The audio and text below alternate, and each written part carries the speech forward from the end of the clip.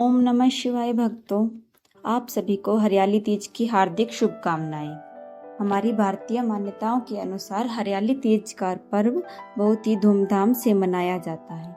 इस दिन सुहागन स्त्रियां अपनी पति की दीर्घायु के लिए व्रत रखती हैं और कुंवारी लड़कियां मनवांछित वर पाने के लिए मां पार्वती को प्रसन्न करती हैं। इस दिन मां पार्वती को प्रसन्न करने के लिए व्रत और कथा कही जाती है। इस दिन व्रत रखने वाली महिलाओं से माता पार्वती प्रसन्न होकर मनवांछित फल देती हैं। इस दिन की कथा का भी बहुत महत्व है। तो चलिए शुरू करते हैं हरियाली तीज की व्रत कथा। शिवजी कहते हैं, हे पार्वती, बहुत समय पहले तुमने हिमालय पर मुझे वर के रूप में पाने के लिए घोर तप किया था। इस दौरान तुमने अन्न जल का त्याग कर सूखे पत्ते चबाकर दिन व्यतीत किए थे। किसी भी मौसम की परवाह न करते हुए तुमने निरंतर तप किया। तुम्हारी इस स्थिति को देखकर तुम्हारे पिता बहुत दुखी थे। ऐसी स्थिति में नारद जी तुम्हारे घर पधारे। जब तुम्हारे पिता ने नारद जी से उनके आगमन का कारण पूछा तो नारद जी बोले, हे गिरिराज, मैं भगवान विष्णु के भेजने पर यहाँ आया हूँ। आपकी कन्या की घोर तपस्या से प्रसन्न होकर वह उससे विवाह करना चाहते हैं। इस बारे में मैं आपकी राय जानना चाहता हूँ। नारद जी की बात सुनकर पर्वतराज अति प्रसन्नता के साथ बोले, हे नारद जी, यदि आप स्वयं भगवान विष्णु मेरी कन्या से विवाह करना चाहते हैं तो इससे बड़ी तो कोई बात नहीं हो सकती। मैं इस विवाह के लिए तैयार हूँ। फिर शिवजी पार्वती जी से कहते हैं, तुम्हारे पिता की स्वीकृति पाकर नारद जी विष्णु जी के पास गए और यह शुभ समाचार सुनाया।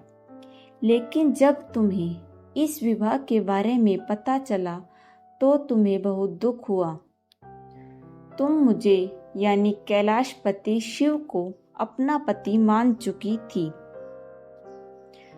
तुमने अपने व्याकुल मन की बात अपनी सहेली को बताई। तुम्हारी सहेली ने सुझाव दिया कि वह तुम्हें एक घनघोर वन में ले जाकर छुपा देगी और वहां रहकर तुम शिवजी को प्राप्त करने की साधना करना।